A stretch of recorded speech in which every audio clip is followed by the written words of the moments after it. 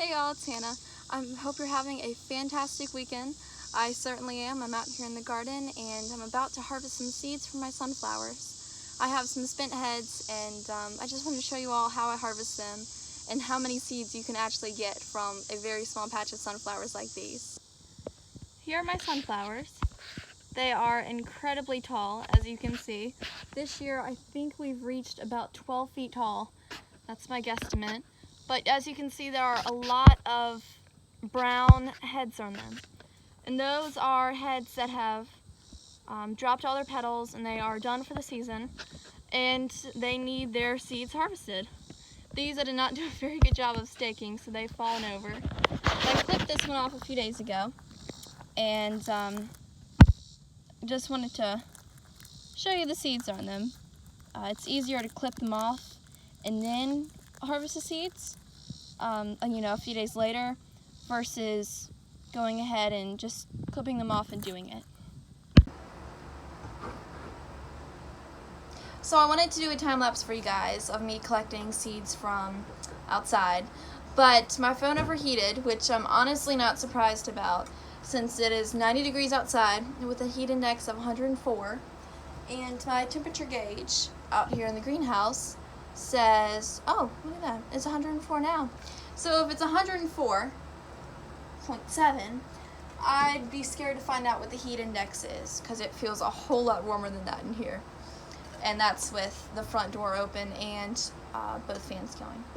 So anyway, I wanted to point out a couple of things. First of all, the reason that I collect my seed heads, before they're actually ready, I collect them when they're nice and green, but when most of the seeds are formed and developed, not when they're easy to take out, because then at that point you're almost there anyway, but when they're about at this stage and I've already rubbed off most of these little flowers. These little flowers are naturally there and they will naturally pollinate the sunflower by wind. It doesn't need a single bee or butterfly to come over to it, even though that helps, but it just needs very slight touch.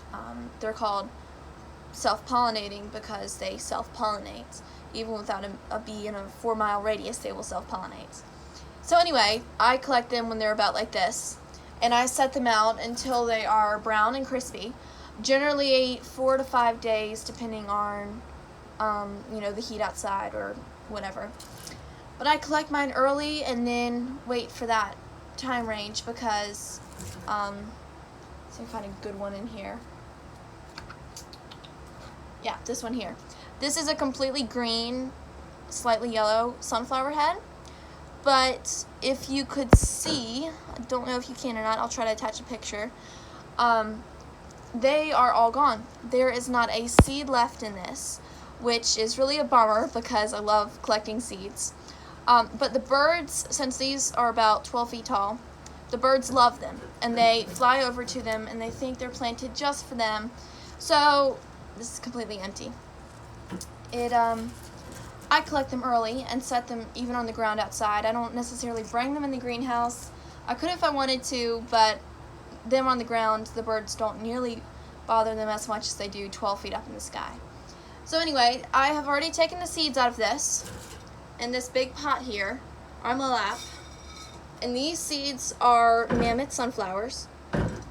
They have gotten a little bit crispy, as Mammoth sunflowers are usually like a lighter tan cream color with dark stripes, but these have matured for longer than I normally let them. So then therefore they're all black. They look like black oil, but it's 10 feet high, so they're not black oil sunflower seeds. So anyway, I've already collected them off of this.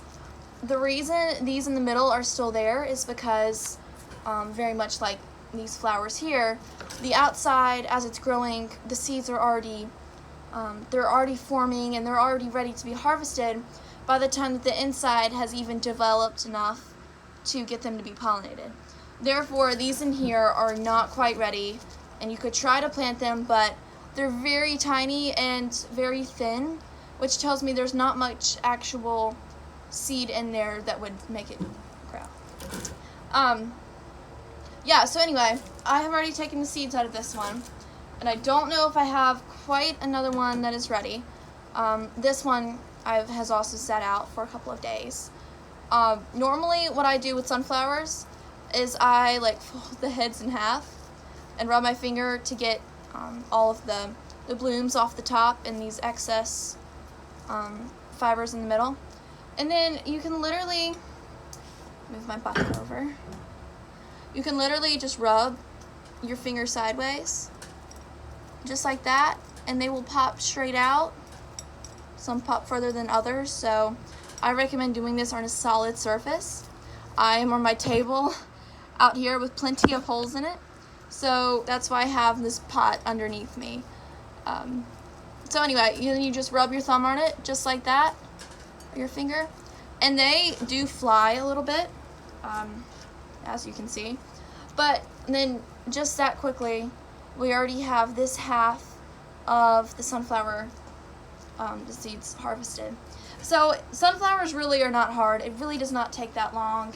And the difference between the heads, this head is much larger than this one here.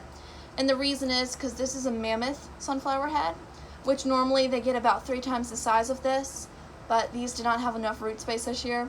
So this is a Mammoth, and then this one here is some kind of giant, like a, I don't exactly know. They're seeds that my dad's coworker gave him. So there's some kind of huge seeds that go about 13 feet tall. Yeah, so I enjoyed this, and I hope you all learned something. So please check out my other videos and check out my Instagram. And if you like this video, please like it. And if you want to see more, subscribe. You know the drill. But yeah, hope you all enjoy.